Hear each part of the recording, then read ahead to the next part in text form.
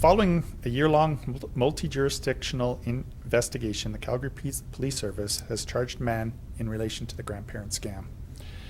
Grandparent scams often involve people calling elderly victims, alleging to be a close relative in emergent need of money.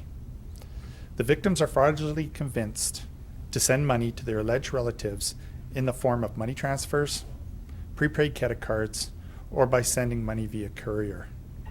The incidents often involve multiple people posing as victims, the victim's residents, as well as members of insurance companies and lawyers.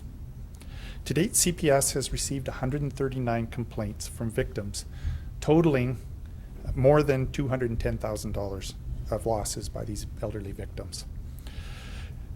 A number of the areas within the service, including the Centralized General Investigation Section, the Economics Crime Unit, collaborated on an extensive investigation with the assistance of the RCMP, Center of Operations linked to Telemarketing Fraud Team, or the COLT team, municipal RCMP detachments, the Edmonton Police Service, the Montreal Police Service, Western Union and MoneyGram.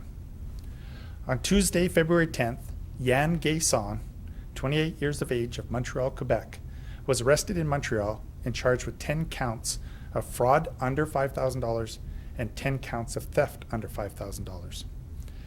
Investigators believe Gayson fraudulently obtained more than $30,000 from 10 victims throughout Alberta. The investigation continues into numerous other victims believed to be located throughout Alberta and British Columbia. Anyone who believes they have been a victim of fraud and has suffered a loss or has any information such as suspicious phone numbers or is asked to call police or the Canadian Anti-Fraud Centre. How did Gayson first come to your attention? We began by following the telecommunication devices, and from that we began to follow the money. Working in conjunction with our partners that were listed above with COLT and the other jurisdictions, we followed those and it led us to Mr. Gayson. So did he bill some of these people more than once? Yes, it's not uncommon with this kind of offense. What they'll do is they'll make the phone calls, as mentioned, that they're the victims, they're in distress, they've been arrested, they need money immediately. And what they'll do is once they get the first hook, once they get the first payment, what they'll do is they'll come back and they'll say, oh, it didn't work out, I need more. You know, there was some sort of problem, or the judge would have disagreed with it, or the lawyer would have disagreed with it, or there was something more. And from there, that's when they'll hook them once or twice more after that. So what would your advice be to the public in regards to protecting themselves against this type of a scam? The most important part, and I would use this, is within the family use communication. These offenders are very sophisticated. What they'll do is they'll use multi-level approaches, and what they'll do is they'll prey on the embarrassment of the victims. They're elderly. They don't want to look at their children and say that they've been scammed, and they'll prey on that. And quite often, many of these victims won't even call the police because of it, because they're so embarrassed about what occurred. If the communication between the family is there, it will go a long ways to help out. How did the investigation, I guess, proceed, given that it was interjurisdictional? Did CPS lead the charge, or do you pass it off to Quebec Police, or how did this all kind of come together? This was a Calgary police investigation. It was instigated by Calgary. It was led by Calgary in cooperation with the other jurisdictions that provided assistance as well as information. We were able to proceed on this type of investigation to lead to the results that we had. When were these scams done? The focus of this investigation, the scams began, I would say, in January of 2014 to the end of this investigation. Well, not the end, to what brought us here today, of February 10th. Would he now be under investigation for other similar type of crimes across the country? That's correct. The investigation is still ongoing. Together with our partners that we've been working with there, we're still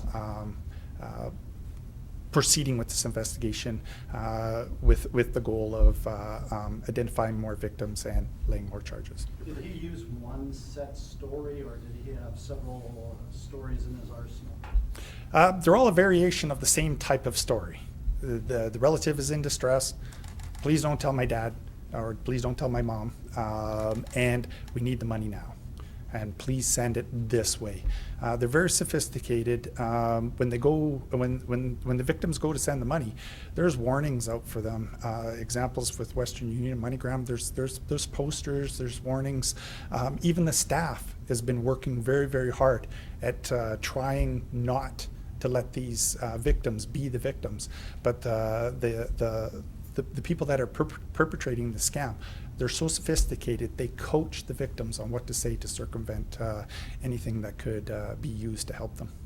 The charges that he's facing, are they only, to make sure I get that right, in Alberta? So far, he's only had charges laid against him by Alberta victims? That's correct.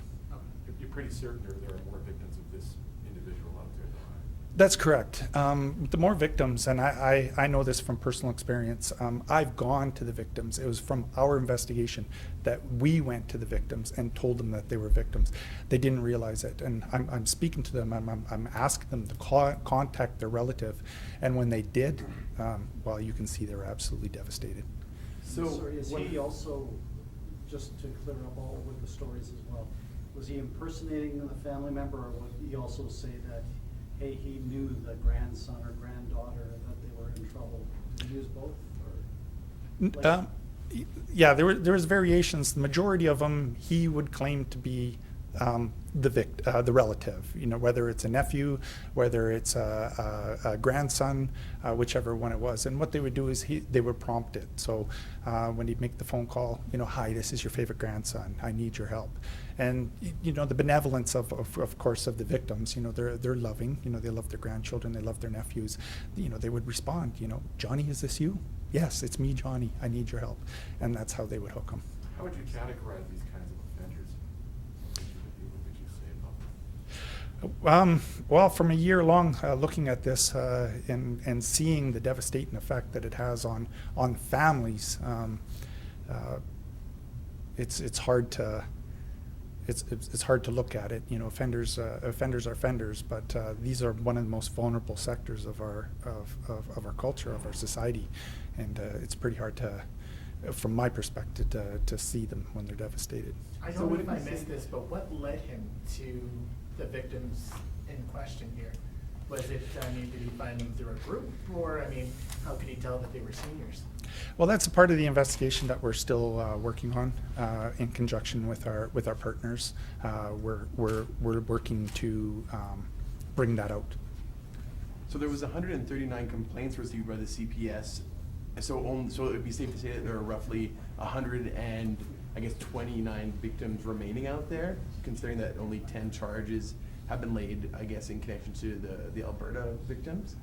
That's correct. There's more victims, more complaints. The investigation still is ongoing. This is not over by any means, and we're seeking to, upon the arrest from the information that we're able to gather, we're hopeful there that more charges will be laid. But out of these 139 complaints, these are probably also involving different offenders, right? That could be a possibility. That's correct. What happens now? Do you guys fly out to Montreal? Is he going to be returned to Calgary, or what goes from this point on? He's in Calgary now. We went to Montreal on February 10th. We executed search warrants on multiple locations with the assistance of the COLT team. We arrested Mr. Gason, and we brought him back to Calgary. So do you find, is there some kind of evidence that you've uncovered, I guess maybe on electronic, digital evidence of these offenses? That search is going on right now. How satisfying is it to lay a charge in a case like this, because we all often hear about these seniors being taken advantage of, but most of the times that police do something, it's to warn them about these offenses occurring. It's very rare that we see charges like this, isn't it? Yes, this is a very difficult type of investigation, and this style of investigation, the one that we've done right now, is rare. Is it satisfying? It's very satisfying. That's why we as police officers are here, is to help the vulnerable people of Calgary, and to be able to stand here and say we've taken the first steps into curbing something like this is ultimately one of the most rewarding parts of the job. I know there's probably more victims. Is there going to be any chance that these defrauded people that you have found and connected to Mr. Gesa allegedly, that they'll be able to get their money back? That part I can't answer at this time.